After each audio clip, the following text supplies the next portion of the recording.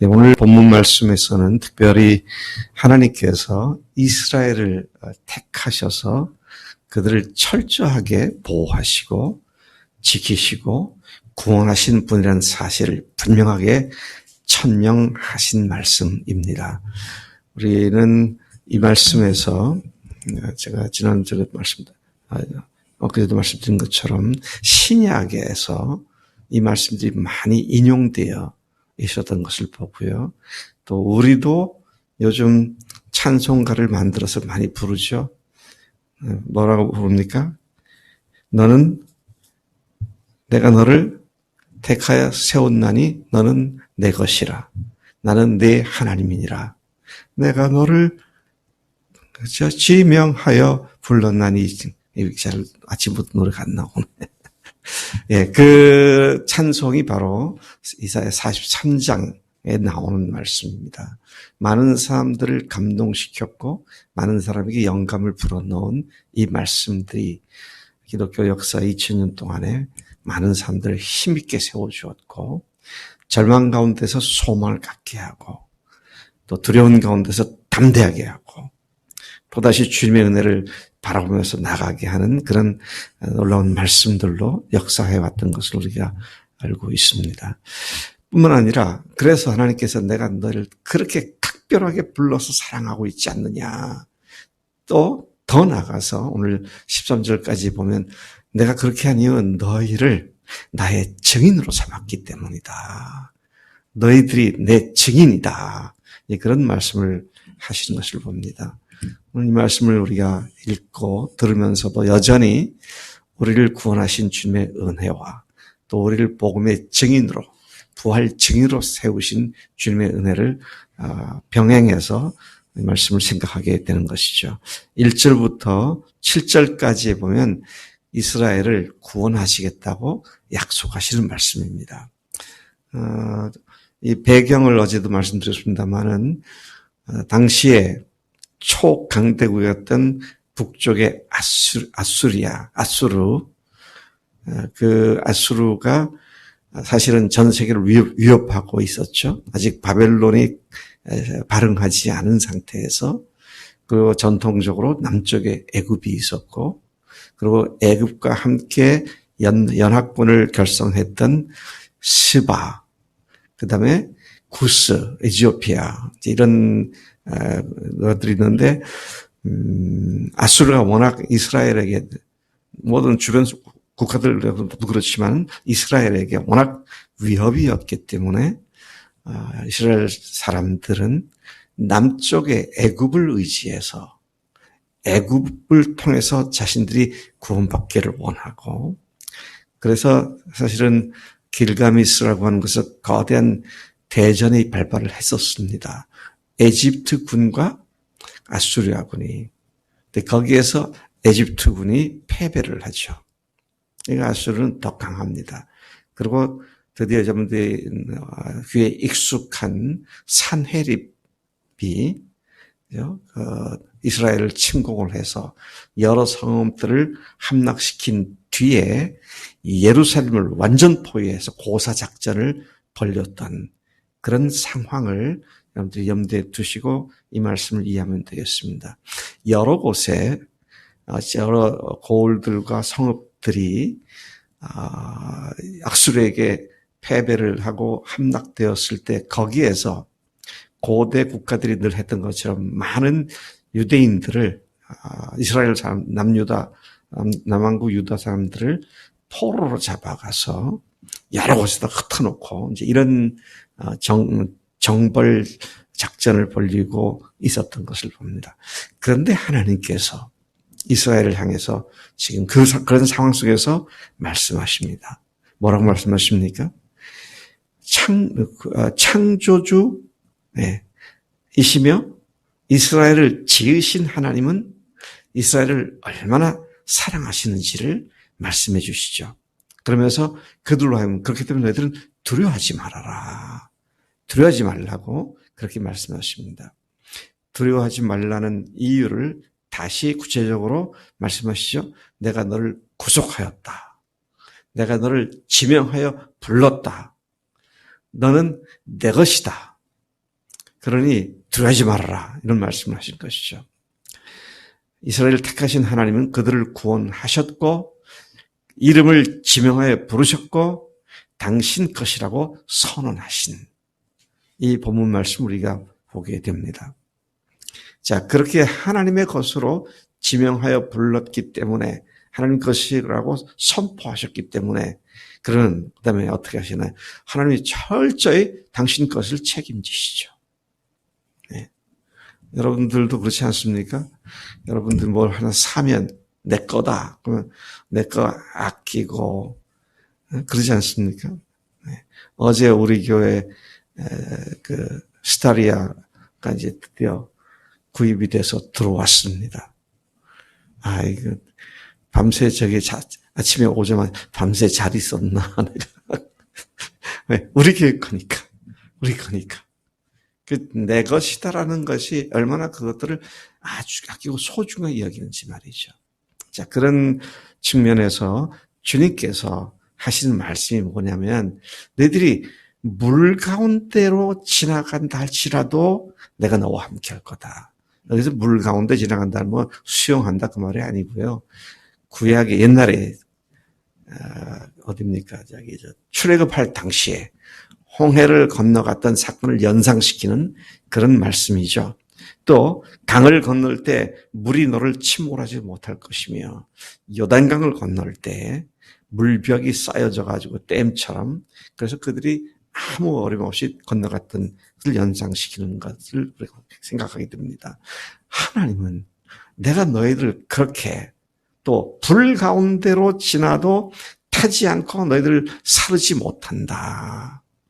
또 뭐가 생각납니까? 불 가운데 지나갈 때 다니엘과 그 세 친구들 생각이 나죠. 풀무불에 들어갔지만 머리털 하나 거울리지 않은 그런 보호하심이 하나님께서 이스라엘을 향해서 그렇게 하신다. 그런 말씀을 하고 있는 것이죠. 그 이유가 뭡니까? 내가 바로 여호와 네 하나님이기 때문이다. 이스라엘의 거룩한 이스라엘의 거룩한 자, 내 구원자로서 애굽을 너의 속량물로 구스와 스바를 너를 대신해 주었기 때문이다. 그러니 두려워하지 말아라가 애굽과 동맹군 얘기를 했는데요. 그들을 패망시키고 너희들을 구원하시는 하나님께서 그렇게 말씀을 하시는 것이죠. 너는 내 눈에 보배롭고 존귀하며 내가 너를 사랑하였기에 너를 살리기 위해 다른 민족들을 대속물로 멸망시켰다. 5절 그러니 두려워하지 말아라. 왜요? 내가 너와 함께한다. 그래서 내 자손이 사방팔방으로 포로가 되어 사로잡혀갔지만 동서남북 사방으로부터 내가 다시 반드시 불러오겠다. 그렇게 말씀하시죠. 여러분 하나님께서 7절에 보니까 그들은 내 이름으로 불려지는 자로서 내가 내 영광을 위하여 창조한 자들이다. 하나님의 영광을 위해서 만드신 자들을 결코 포로로 잡혀 거기서 죽게 만들지 않겠다고 하시는 것이죠. 사실 주님께서 이스라엘 백성들을 그렇게 구원하시고 지명하여 불렀고 아주 철저히 지키신 그 사건은 애굽에서 불러낸 사건이었고요. 또 주변 국가들로부터 그들을 보호하신 사건들이었죠. 그런데 오늘 우리를 하나님께서 사랑하셔서 하신 일은 아들을 보내셔서 독생자를 보내셔서 우리를 위해서 하나님이신 그분이 죽게 하시고 그리고 다시 부활시키셔서 그분의 죽으심과 부활로 우리를 하나님의 아들로 딸로 지명하여 딱 너는 내 소유다. 그렇게 부르신 사건과 이스라엘을 부르신 사건을 대조시켜 보면 이스라엘 부르신 건 우리를 부르신 것하고는 비교도 안 되고 총체적으로 잽이가 안 됩니다. 정말 하나님께서 이 일을 우리에게 행하셨다로 감사하죠. 완전한 보호와 세워주심을 말씀하고 있습니다. 또 여기에서 우리가 다시 생각해 봐야 할 것은 그렇기 때문에 우리를 철저히 회복시켜 주신다. 하나님은 그들이 포로로 잡혀가고 어려움을 겪고 하는 것이 이방신들을 음란하게 섬겼기 때문이다. 하나님께 충성하지 않았기 때문이다. 어제 말씀도 이제 그런 말씀이 나왔습니다만은, 자, 그래서 각 곳으로 흩어져 포로로 잡혀간 그들을 철저히 회복시키신다. 오늘 우리가 실수해서 넘어질 때 하나님은 그냥 방치해두지 아니고 반드시 우리를 다시 온전하게 회복시키신 분이시다. 이 사실을 믿으면 우리가 넘어졌을 때 오뚜기처럼 벌떡 일어나서 주 앞으로 달려가면 주님께서 또 우리를 붙잡으시기도 하시고, 넘어진 것에 연연해가지고 거기서 헤매고 있어서는 안 된다는 것입니다. 참 이런 내용들을 보면서 참 놀랍니다. 지금 이 사건은 하나님께서 이 예언에 말씀하신 것은 주전 720년 전의 일이거든요.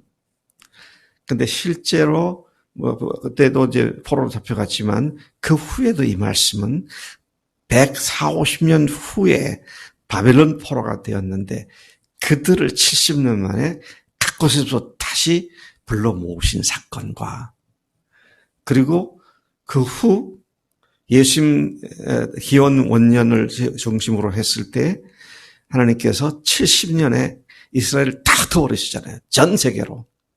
근데 1948년에 이스라엘을 다시 전 세계로부터 각 곳으로부터 다시 불러 모으신 사건에까지도 연관된 예언인 것을 보게 되는데, 그런데 거기서 한 걸음 더 나가서 그것들은 그림자이고 실체는 뭡니까? 온 세계 각처에 흩어져 있었던 하나님의 백성들로 삼으실 그들을 예수님 안에서 우리를 교회로 부르셔서 교회에 다양한 사람들이 모여 하늘의 백성으로서 부르심의 소망을 온전히 이루게 하시겠다고 하는 이런 거대한 실체의 예언이 예언되었던 것으로 우리가 보아도 틀림이 없습니다. 8절부터 13절까지에서는 하나님께서는 이스라엘을 하나님의 적인들이 되게 하셨다, 그렇게 말을 합니다. 이스라엘을 이토록 독특하고 유별나게 사랑하신 이유가 그들로 하나님의 적인들이 되게 하기 위해서다. 그래서 오늘날 신학계에서도 그렇고요, 이스라엘 사람들 중에 예수 믿는 목회자들이나 신학들도 그렇고, 예수님이 우리의 구원주이시고 역사를 완성시키는 분이신데, 그러면 그 속에서 이스라엘이라는 나라, 이스라엘 유대인의 역할은 뭐냐? 그들이 그걸 생각하더라고요. 또 많은 신학자들이 그걸 생각합니다. 예수님으로 말미암아 구원을 얻는데 그러면 이스라엘의 역할은 뭐였느냐? 뭔지 아세요? 하나님의 말씀을 보존하여 온 세계의 말씀을 전해주는 일과, 그리고 유대인들 속에서 예수님이 탄생하실 수 있도록 자기들이 하나의 공동체로서 역할을 한 그것이다, 그렇게 하죠. 물론 이제 정통 유대인들은, 골수 유대인들은 우리가 메시아를 그리스도가 오셔서 온 인류를 구원하는, 그래서 이스라엘이 전 세계를 통치할 때가 올 거다, 지금도 그렇게 말하고 있지만, 그러나 믿는 유대인 그리스도인들이나 신학자들은 말씀을 보존해서 인류에게 전달해주고, 또 자기들 민족 속에서 예수님이 오셔서 예수님이 구속사역을 완성시킨 이 일로 그들은 자신들의 역할을 했다, 그렇게 말을 하는데 옳은 얘기죠. 네. 이제 그렇게 해서 유대인, 이스라엘이라고 하는 택한 민족들을 통해서 하나님의 아들이신 예수님이 오셨고, 그분의 죽으심과 부활로 그 실체인 우리를 완전한 하나님의 자녀로 삼아주시고, 전 세계 각 곳에 온 모든 민족과 열방들 중에 택하신 자들을 부르셔서 하나님의 교회로 세우시고 완성시켜 가시는 이 어마어마한 하나님의 사랑을 받은 우리가 이제는 우리도 그 증인이 되어서, 부활의 증인이 되어서, 그분이 하나님이심을 분명하게 증거하는 증인이 되어서 마땅히 살아가는 것이 우리들의 삶인 줄로 믿습니다. 11절 가서 보면 곧 나는 여호와라. 나 외에 구원자가 없느니라.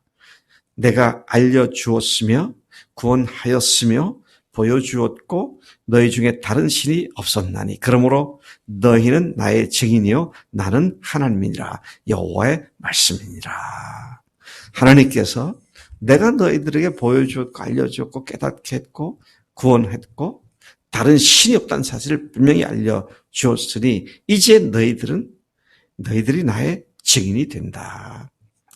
자, 오늘 우리가 예수님 이외에 어떤 존재도 죽었다가 부활한 존재는 아무도 없는데 이 일을 우리로 하여금 성령께서 가르쳐주시고 알려주시고 깨닫게 하셨으니 이제는 이 부활의 증인으로서의 역할을 제대로 감당해야 한다. 그런 말씀을 하고 있는 것이죠. 13절에 다른 신이 구원할 다른 신이 없다고 그랬는데 13절에 과연 태초로부터 나는 그이니 내 손에서 건질 자가 없도다. 내가 행할 일이 누가 막으리요. 이러한 이사야를 통한 예언의 말씀은 예수님에게서 온전히 성취되었고 이제 우리도 부활의 증인으로 부르심을 받았으니 우리 본분을 다하는 증인의 역할을 다하는 그런 삶을 살아야 마땅한 줄 믿습니다.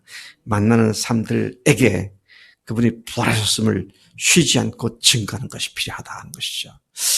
저는 우리 김정호 자매님 우리 교회에 처음 나왔을 때 예배를 마친 뒤에 우리 1층 작은 방에서 이경숙 선교사가 이경숙 선교사 그때 그냥 잠깐 방문했을 뿐이었죠. 우리 김정호 자매님을 붙잡고 그냥 부활하신 예수님이 주님이라고 부활의 증거를 해준 그 장면을 늘 생각을 해요. 그러면서 우리에게 새로 오는 사람을 그게 누구라도 오는 날 그날 보자마자 그냥 부활의 복음을 전해야겠는데 우리 그렇게 해야 됩니다. 좀 더 나오는 거 봐가지고 하지 좀 더 가까워지면 하지 아니고요. 그냥 기회만 있으면 예수님을 전해야 됩니다. 우리가 너무 느긋한 것 같아. 한 영혼이 지금 지옥불로 달려가고 있는데 누굴 보더라도 기회만 있으면 제가 그제죠? 목장 모임에서 파이널 셀 모임에서 우리 김정호 자매님이 울산을 갔다 왔다고 유진 자매랑 같이 갔다 왔다고 그래서 나는 이제 가는 이유를 원래 알았기 때문에 그곳에서 온열 온열 의자? 그거 가지고 사업하는 분이 있다 그래서 이제 벤치마킹을 하러 간 걸로 알고 있었는데 그 얘기를 한 줄 알았더니 처음에 얘기를 꺼내는 게 가서 그것도 봤지만 처음부터 그 목장에서 와서 셀에서 와서 꺼내는 걸 보니까 그 원장을 만나갖고 예수님 믿으라고 처음 벤치마킹을 하러 간 곳에 가서 아이고 내가 뭐 가슴이 두근거리더라고요. 나보다 훨씬 낫구나. 하나님께서 언제 누구를 어떻게 역사하실지 몰라요. 근데 우리는 자꾸 차차하지. 우리는 자꾸 차차하는 게 옛날에 그 대중가요 중에 웃기는 노래 중에 차차차 그랬잖아요. 차차하지 아니고 기회가 있을 때 만날 때 바로바로 복음을 전하고 그들에게 복음의 싸움을 그 마음에 일으켜놓고 그 다음에 또 계속 차근차근 또 가르치고 그렇게 하는 게 필요하다 생각이 됩니다. 우리는 부활의 증인입니다. 증인의 역할은 증언하는 겁니다. 주님의 죽으심과 부활을 증거해서 한 영혼이라도 더 주 앞에 바로 세우는 그런 일에 쓰임 받기를 간절히 축복합니다. 하나님 아버지 감사합니다. 이 아침에 이스라엘의 역사를 통해서 이사야 예언을 통해서 하나님 그 옛날 하나님께서 예수님을 알려주는 통로로서의 그들의 역사를 우리가 다시 보게 하시니 감사합니다.